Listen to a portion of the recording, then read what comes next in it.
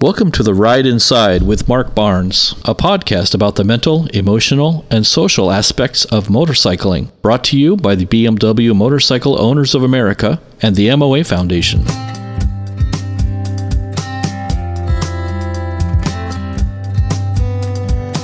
Mark Barnes is a clinical psychologist and motojournalist with decades of experience in both fields. But nothing in this podcast should be considered a way to diagnose or treat mental illness. We're all just trying to get through this thing called life, and motorcycles are one of the ways we do it. If you're in a crisis, or ride a KTM, please seek professional help. We'd love to answer your questions too, so send them to podcast@bmwmoa.org. Welcome to The Ride Inside. I'm Mark Barnes, and this essay is entitled Flywheels. Anyone familiar with my writing knows I like to use motorcycle-related metaphors and analogies for psychological phenomenon. Of course, these break down when extended too far, but they can serve as starting points for approaching complexities otherwise difficult to conceptualize or articulate. Metaphors and analogies from the physical world get used all the time and across all sorts of categories in our routine communications. Imagery and principles from our experiences with concrete objects are embedded in how we talk, think, and reason about virtually everything. Our earliest experiences of the nonverbal physical world, including bodily actions and sensations, become the building blocks of thought and language, and this process continues throughout the rest of our lives in increasingly complex ways. When we take the time to notice how pervasive such figures of speech are, and then, just for fun, try to avoid using them, we might find it's hard to construct an entire sentence or formulate a coherent thought. Much in life is difficult to articulate, and we wind up using indirect means to convey approximations. This is usually good enough for the other person to get our meaning, and it gives us tools for reasoning. However, not all metaphors and analogies are created equal. Poor ones will lead us down paths that quickly diverge from realities relevant to the other topic about which we're actually trying to think or talk. Here's an old note from your high school English class. Metaphors equate or substitute one thing for another as though the two were synonymous, as in, laughter is the best medicine. Obviously, laughter is not literally medicine, but this way of describing it succinctly and vividly conveys the notion laughter has a quality we normally associate with medicine. It helps us feel better. Analogies draw parallels between two things a bit more prosaically, without the quasi-poetic substitution. As in, life is like a box of chocolates. Forrest Gump's mama used this phrase to illustrate the point we never know what the next day will contain. The two categories remain explicitly separate. Their similarities are compared instead of being equated. Examples of oft-used motor vehicle-related metaphors would include such classics as, "I'm out of gas," to convey fatigue; a monkey wrench in the gears, to refer to a confounding problem; and in high gear, to describe a person in a state of frenetic activity. Notice even my explanations contain metaphorical usage. Convey is borrowed from the domain of physical movement and applied to verbal communication. In a state takes a spatial concept, one thing inside another, and employs it as a way to connect a person with a type of movement. That frenetically active person isn't actually in anything. Now consider how the words contain, borrowed, domain, employs, and connect in that last sentence all have their origins in more concrete applications. It's easy to go down a rabbit hole with such analysis. There I go again. And again. Even our understanding of go began as a reference to physical motion, not linguistic constructions. How many other such metaphors have you noticed in what I've said so far? I'll cover some examples of analogies in just a moment. Aside from the countless commonplace physical metaphors and analogies with which everyone is familiar, specialty subject matter contains options that may capture an idea with greater precision or utility, but these are only intelligible to others familiar with that field of knowledge. Hence, for me to effectively use a reference from the realm of internal combustion engines, my audience would have to be sufficiently educated about this topic to grasp the concept there and transfer some abstract aspect of it to the other area wherein I was illustrating my point. If I were a chef, I would no doubt be able to draw numerous parallels between things I did and observed in the kitchen and aspects of life in general.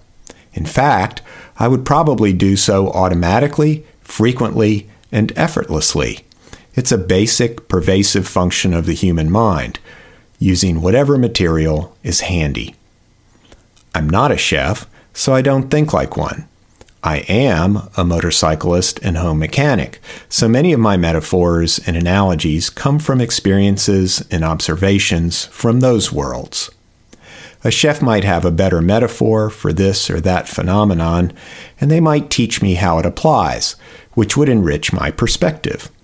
I could return the favor from my own collection. Our respective horizons would be expanded. Had enough? I can't stop, and I bet you can't either. People use metaphors and analogies from the world of driving all the time, which is probably a reflection of our society's pervasive exposure to and infatuation with this domain. She's just spinning her wheels. Stay in your lane. That boy ain't firing on all cylinders. And it's like he's stuck in first gear. Are all readily understandable whether or not you know anything about piston engines or transmissions. You don't have to share a special interest in motorsports to appreciate the imagery involved, since it's part of our general culture. Such usage is embedded in our geographical location and historical era. The same concepts would have been represented differently prior to the arrival of motorized transportation. In high gear, for example, might have been at full gallop. In any case, for the expression to be meaningful, the original usage must be understood. Sometimes, when I'm trying to help a psychotherapy client better understand themselves or someone else, I can't think of any better analogy than one from mechanical engineering. If appropriate, I may take a moment to explain the concept in its original concrete form, then apply it to the realm of human thinking, feeling, overt behavior, or interpersonal relations. One I use with some regularity is the basic characteristic or function of a flywheel, its management of inertia and momentum. Some people are like heavy flywheels. They require relatively more time and energy to get going on something, and then it can be difficult for them to stop. Maybe a person has to really exert tremendous willpower to start working on their taxes. But once they're into the project, they don't want any interruptions, and, if allowed, they persevere until finished. Then, continue thinking about taxes when they'd rather wind down and go to sleep. Another person acts like a light flywheel. They rev up on a project quickly and easily and have much less resistance to stopping and restarting, though they may also have trouble getting anything finished. Just as with motors, each version of flywheel effect has its pros and cons and requires different techniques for, among other things, changing gears, switching activities or focus of attention. If we mistake one type for the other, our expectations and control strategies won't be realistic, whether we're talking about a motorcycle or a person. A flywheel isn't too hard for most non-moto literate folks to comprehend, but other elements are more strained outside our fold. Countersteering is a great example, since it's either misunderstood or flat out rejected by a significant portion within our own community, even though they have direct experience with it whenever they ride.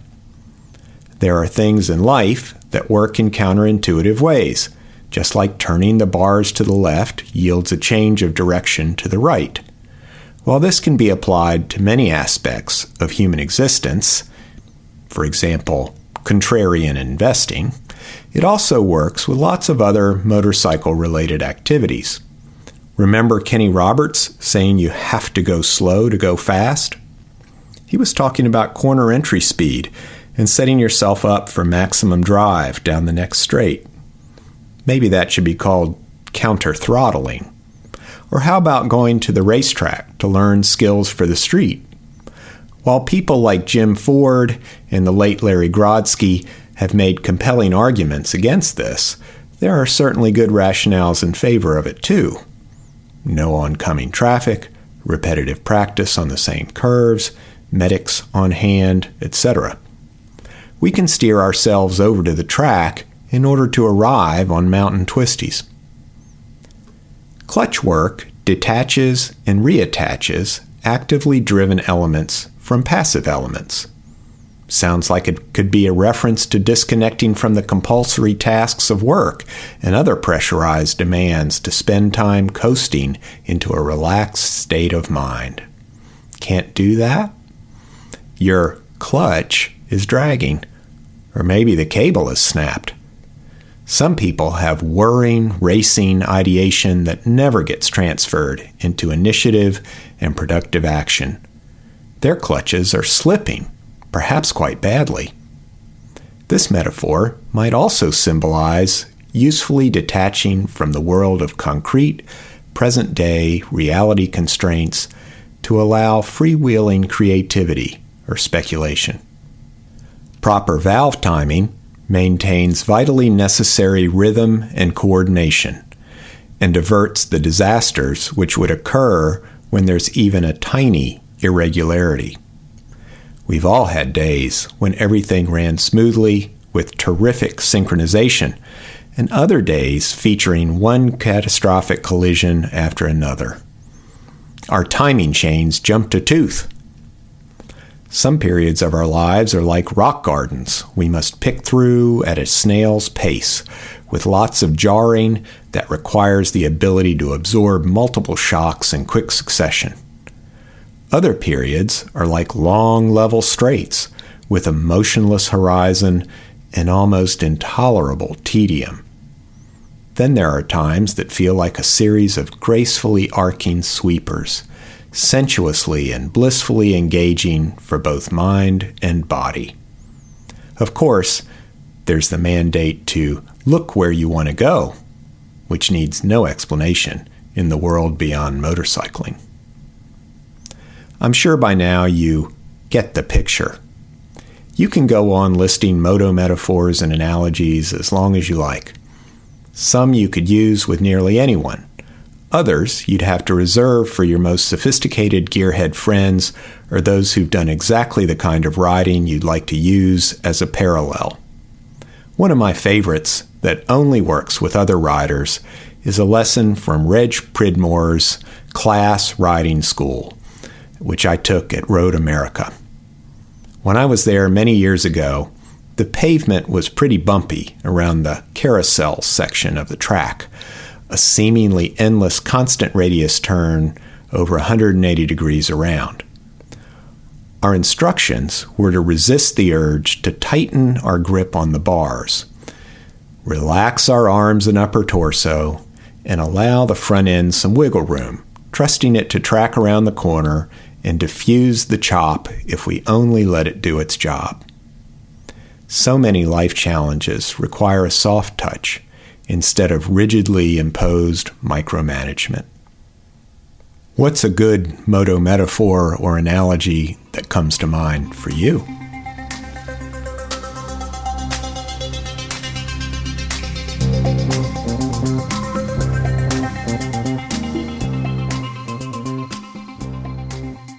You're listening to The Ride Inside. I'm Mark Barnes. Today, for the interview portion of our podcast, we're joined by Tom Gary, who is going to talk to us about the work of the BMW MOA's Foundation and illuminate us about the numerous projects that they have going to support rider safety, rider training, and education. And we're very happy to be able to have this conversation. Tom, welcome. Thank you. I'm very excited to be here. And thank you for giving me the opportunity to, share with the public, our members, what our foundation is all about. Yeah. Well, I in thinking about how we might have this discussion, I had several ideas about where we could begin. We could talk about the history of the foundation. We could talk about the latest developments. We could talk about how you entered this operation. Where would you like to begin? I think I'd set the stage a little bit and talk just a little bit about the history, because I think it's important for everyone to begin to have an understanding about the foundation, to know where we come from, and why that's important today. There's linkages to the original historical view or vision as to where we are today, and I think it's important. I'm actually very excited about it because some of the things that were envisioned are now beginning to come to fruition today. Yeah. And the foundation has certainly come a very long way from its humble start. Yeah, that's correct. To generally share the idea, there was a thought back in the late 90s that was promulgated by MOA Ambassador Clark Luster, who worked in a nonprofit in the Pittsburgh area, to see and understand the value that 501c3 organizations could bring to the general MOA, which was not a tax-exempt organization.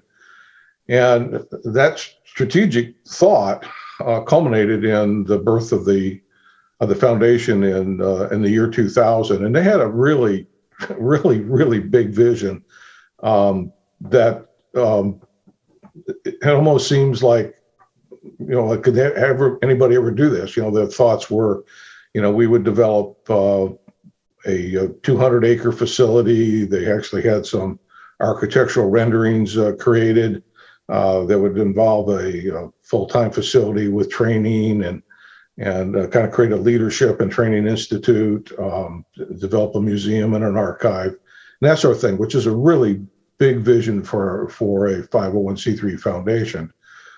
But as I said, some of those things we're in a position now to bring forward after some early years of as they say, fits and starts and stubbing our toes and on again, off again, and trying to find a way forward in terms of how we can make all this work. So maybe to expand on that a little bit, if you allow me. Please. Several years ago, the board, and I was a member of the board at the time, I'm currently the president, was treasurer then.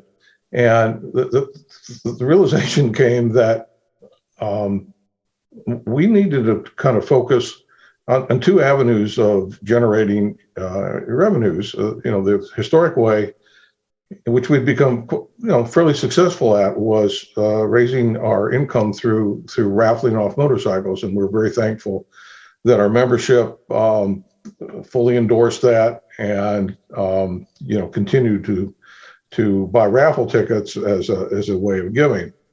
but there was only so far we could go with that. There was a finite limit to how much you could generally, get from a raffle income. And the realization is that we really needed to focus on becoming what foundations generally do, and that's create an endowment, an investment strategy, direct donation of money from the members that would be long-term. This would not be for daily operational needs or current programs. This would be for the future. What would our future look like? And we knew we needed to create a strong endowment investment strategy going forward. So we started that, and that has been a very important aspect of our growth.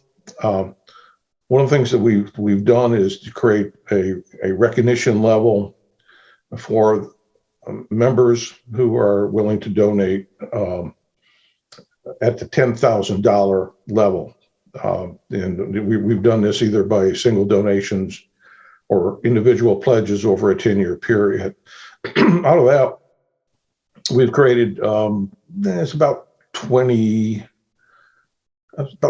something. I'm not sure the number tonight or today, but I think we have about 20 some individual donors who have made pledges either in total or in part at the $10,000 level. The next thing about this is that we've also engaged, and this is really an important program for us, recognizing that our charter clubs also, have a strong stake in rider education, safety, and training. And we were presented an opportunity last year when the NorCal Club came to us, and they had some extra money, and they felt that they, as recipients of some of our training grants, could give back, and they gave a $3,000 donation and threw the gauntlet on the ground, so to speak. And this is a challenge grant, and they wanted to challenge other clubs.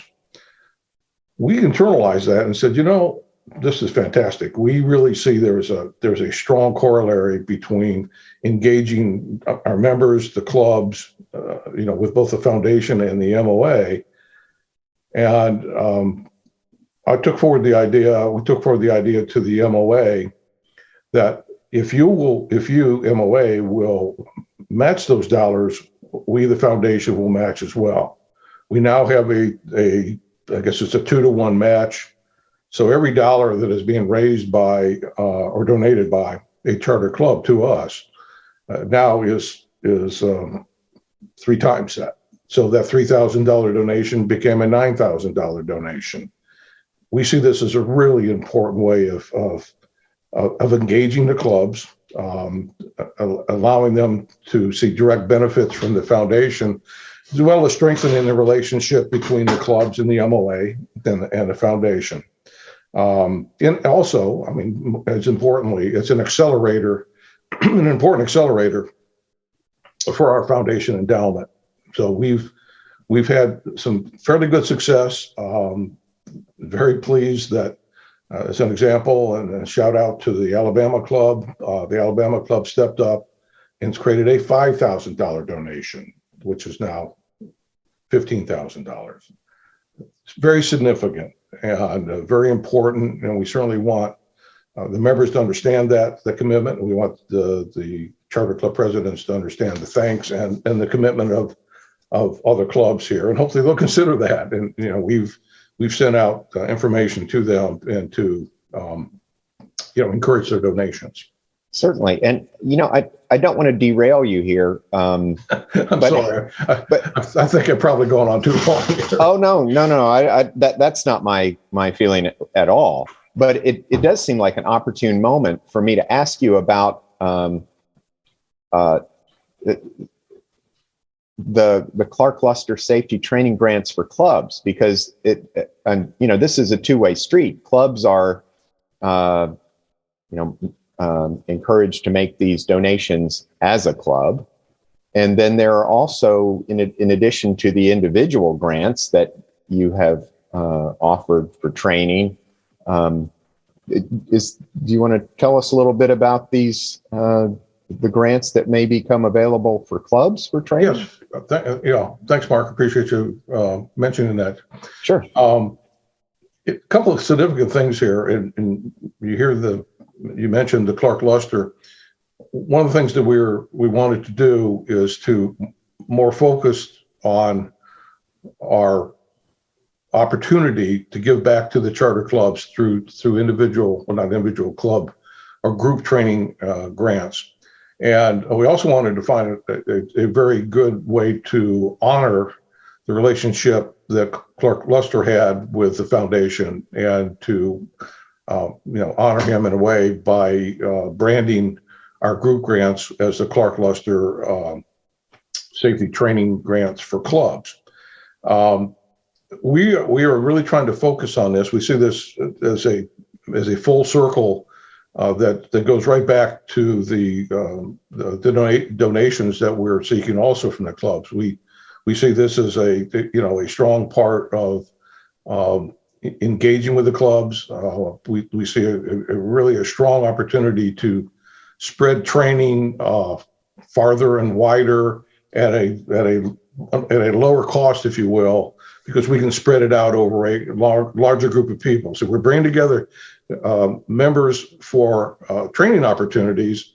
They're having that part. The club's benefiting. The members are benefiting. We're able to generate higher value for our dollars, program dollars spent, and we're really are trying to promote this. We've had some success, but again, we're going to be more strongly promoting this as we go forward, as we've seen this a strong opportunity to extend training to a lot more people. As a matter of fact, so far this year, our grants, we have, 235 riders will be impacted by the grants that we've given this year, which is about the same number that we've also seen through our individual grants through the Paul Bayshore safety training grants for individuals. So that number you just said, those are the riders that have benefited through these club grants. Yes. Okay. Yeah, we've extended to and it also includes the MOA through training grants that will be honored at the rally this year.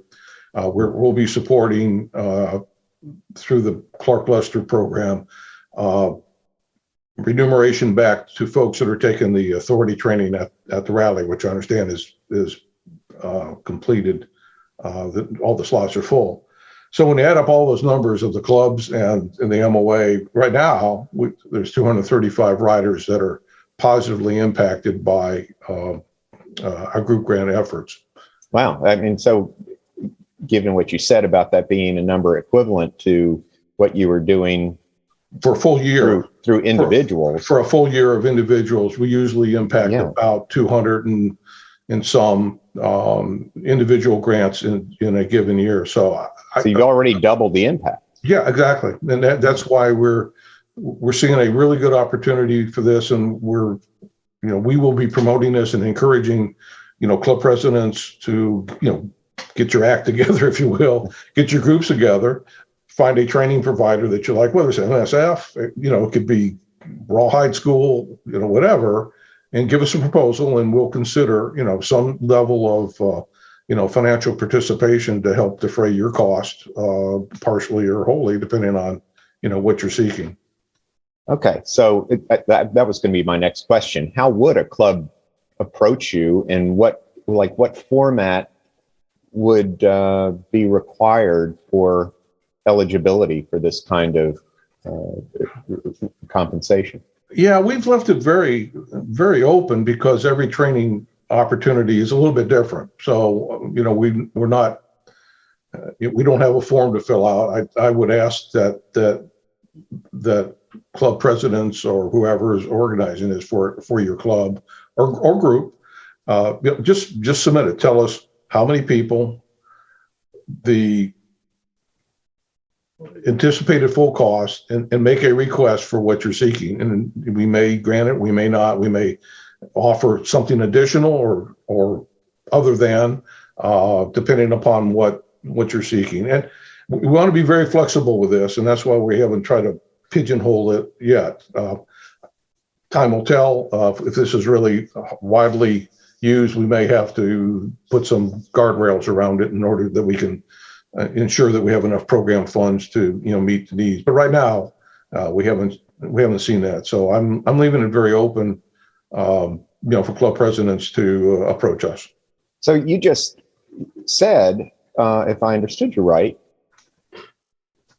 this clubs or groups. Do you mean that I don't know, a collection of 10 MOA members who don't necessarily comprise a local chapter could approach you Sure. in this way? Sure. We're not shutting the door on opportunities for groups. Obviously we want to we'd like the clubs to do this, but honestly, if 10 people got together and they're all MOA members, even if they're not, we'd like to know they're not, because that would kind of change the calculus a little bit. Not that we would exclude them, but we want to give, as we do in our individual grants, we give more money to club members than we do to non-club members. Right, and it is worth mentioning right now, I think, for anyone listening to this who is not an MOA member, that even at the individual level, riders are eligible for some help with training, and they do not have to be an MOA member, although the ceiling for assistance is lower for non-members than it is for members. Yeah, that is correct. Our Paul Bayshore into safety training grants are open to non-members, but a member would get up to a $250 grant, and a non-member $100 grant. So usually what happens when we get a non-member, a phone call ensues. Yes. Yeah. Given that the difference of $150 is much more than the cost of a membership. Right. Sure. And usually one phone call takes care of that, but not always, but usually one phone call takes care of that. So now we have a new member, and that's fine. Yes. That's all good. And we're happy to have that conversation with a non-member. Should that occur. Well, actually, along those same lines, and now I don't have the number in front of me, but I noticed something similar in terms of memberships that come with donations to the foundation. And I was surprised at how small a donation qualifies a person for a free membership. That would, if I remember right,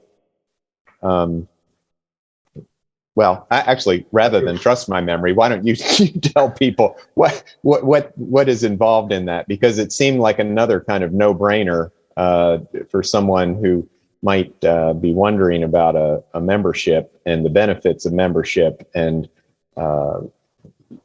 how one might enter via the doorway of making a donation.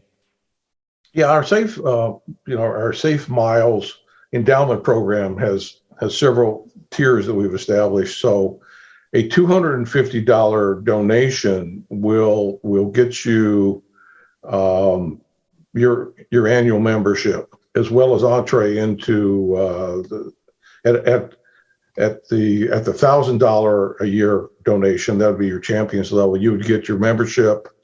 You would get entry into all of the raffles conducted in a year. So in this example, this year there are actually going to be 3 raffles, and I'll talk about the third raffle here in a minute if get an opportunity. Yeah. You'll get one ticket into each of those raffles. So at the $250 level, you're getting membership, and you get some swag. You get some swag things and so forth. I think you get one of these nifty shirts right here. It says MOA Foundation on it. Right. since people are only getting the audio from this, they don't. Yeah, I know it. They don't have the benefit of seeing your sharp MOA polo that you're wearing. Right. Yeah. So I derailed you a little while back to talk about the group training grants. I wonder if there's some way for us to get back on track for where you were going. Yeah, in terms of direct donations, I'll go back to our endowment strategy for a second. We're generating some important connections here and dollars. So so far this year, I think we probably have about $30,000 in direct donation. It may not sound like a lot, but it really builds over time, and we're really excited and pleased that we can draw people in. And well, let's compare that to the $433 that came in the first year, something like that.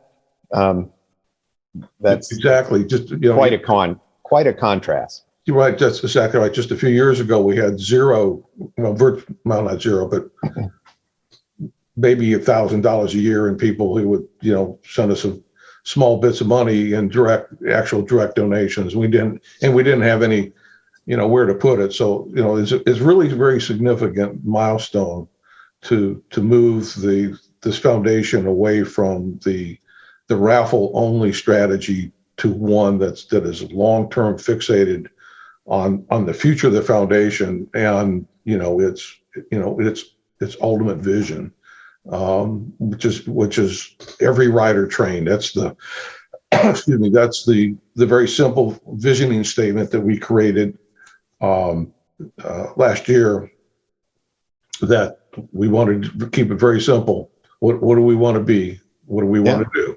It is elegant and vivid, and it's certainly a message that's not hard to get behind. Right, exactly. So we were really excited to take that on, and it was all part of a stepping back in January 2021.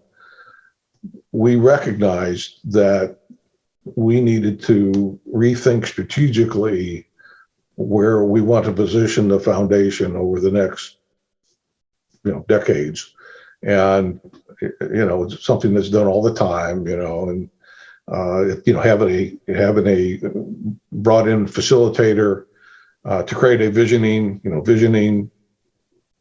and strategic outlook of where what the bigger picture is and where we want to position the foundation going forward. And that helped immensely to align all our directors, create a long-term strategic vision, allowed us to be able to craft a marketing plan, which, as I mentioned in some intro material I sent you, one of the things that we'll be rolling out this year is, and you'll begin to see it, is a branding, and we're creating our own branding. We're not leaving, BMW MOA. That's our name, but you'll see a little bit different rendering of branding and how that will play into marketing and promotional material. And as I alluded to it, we've established branding names very specifically now for our individual grants. There'll be the Paul Bayshore safety training grants for individuals. Our group grants will be the Clark Luster safety training grants for clubs. Again, it's a way to develop promotional strategy and hopefully to engage more members, and to not that we want to disassociate with the MOA in any way, shape, or form, but it's to create a better understanding amongst the membership that we're a discrete and unique individual organization that has a separate purpose, but we are very much aligned with everything that the MOA is doing. So that's why we're establishing a little bit different brand, and it'll look separate and different from the MOA brand, but it'll still say MOA, and just again to try to establish some I'll use the word differentiation, important differentiation for members. For people who may only know a little bit about the foundation, maybe they have heard about the Paul Bayshore grant, formerly the Paul B grant. Would you want to maybe just run through kind of the basic aims of the foundation and elaborate on its broad mission? I mean, every rider trained is a succinct, pithy synopsis, but how about a bit of an overview of the foundation and what all it's trying to accomplish? Sure. The beyond the visioning statement, every rider trained, underneath that is kind of our vision statement, if you will, which is fairly simple. It's to promote rider safety education and training, and to preserve the rich heritage of motorcycling, BMW motorcycling. That second part is important because we'll talk about it in a minute. The first part, promoting safety education and training, is all about the current programs that we have, and of course the main programs are Paul Bayshore individual grants, the Clark Luster group grants.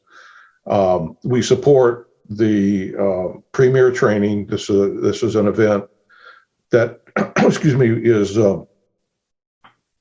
conducted, promoted by the MOA, but we support with a $200 grant back to the participants, those who take the premier training at the BMW Performance Center, which has been a hugely successful program for the MOA. And that's in the Greer, South Carolina. Right. As a matter of fact, I just came back from there and finally took the training myself this past weekend. I hope you'll tell us a little bit about it. Yeah, I will. Okay. We also support the rally training and have been participants in financially supporting the rally training over the last number of years. And every year is a little bit different. Every year we receive a programming request from the MOA, so everyone understands that everything's done in arm's length relationship with the MOA. Very professional organizations. The MOA submits to us requests for dollar grants for whatever programs that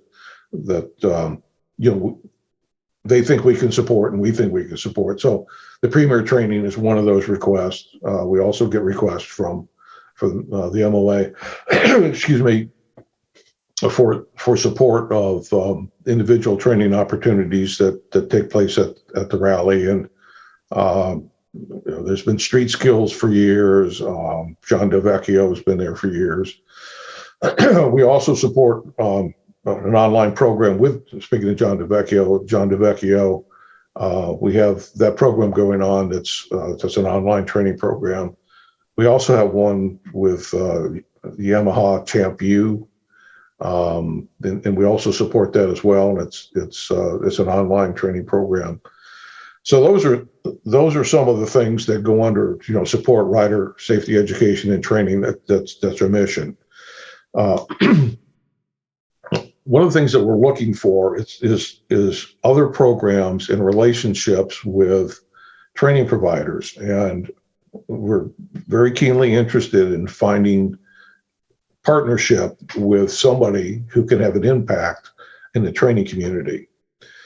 We're currently studying the possibility of developing a individual rider mentor training program. And the concept is that a trained mentor would take the mentee and they would initiate a certain ride, and then there would be debriefing along the way.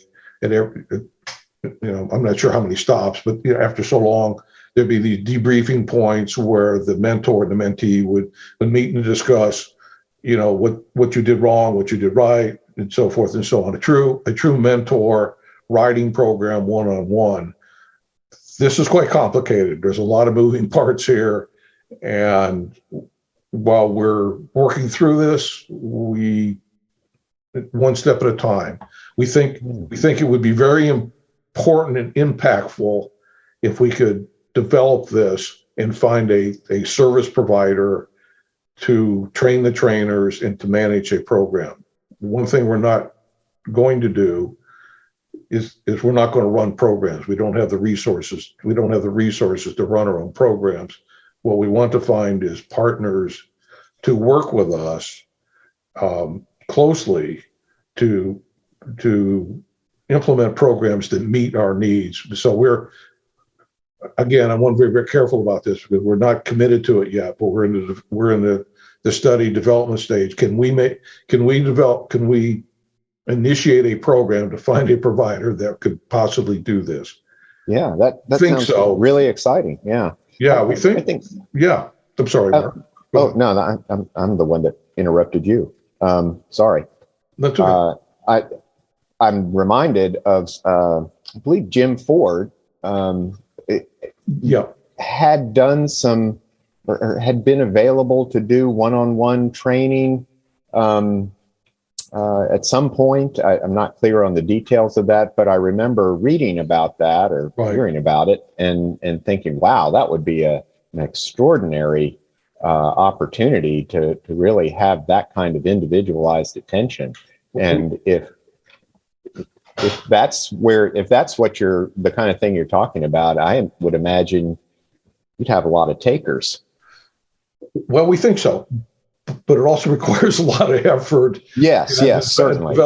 It'd be very hard to set up. Right, exactly. And this is where charter clubs will be an important part of this. We don't think we can do this without, a strong engagement of charter clubs and their leadership, because we believe that the mentors would come from within the charter club, which we also think, if set up properly, again, creates the strategic and important relationships with our clubs that the foundation and the MOA both want to have.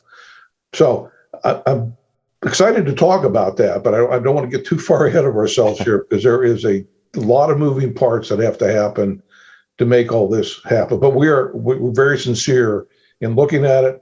We have a standing committee, a program committee that is working on this.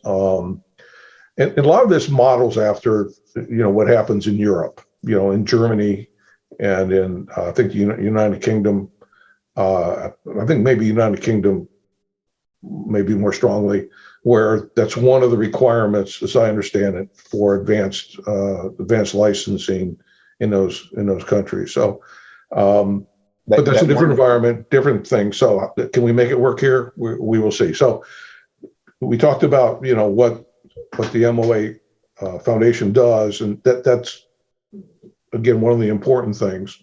The next part of that mission statement, expanding on that, is preserving the rich heritage of BMW motorcycles. And Tom, I have a hunch, because I haven't been watching the time closely, but I wonder if this might be a good place for us to take a break. Okay. And now that you have given us a taste of what else we're going to discuss, we'll have listeners tune back in for the second part of this conversation, where we will explore this other aspect of the foundation's mission. Very good. Thank you. Okay. So we're just pausing here, and listeners, tune back in when we'll complete this discussion with Tom Gary, president of the BMW MOA Foundation. Thanks for listening.